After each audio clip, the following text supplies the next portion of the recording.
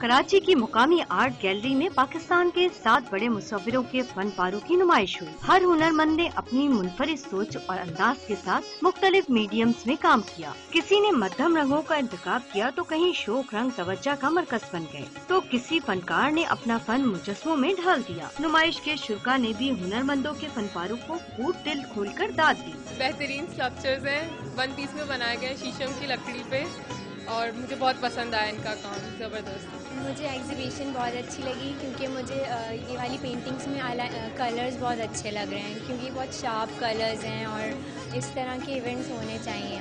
शुरा का कहना था कि हमारे मुल्क में टैलेंट की कमी नहीं, ज़रूरत है तो इस अमर की कि उन्हें मुल्की और गैर मुल्की सतह पर मुतारिफ कराया जाए। कैमरामैन फहीम रजा के साथ नुसरत वसी, डॉन न्यूज़, कराची।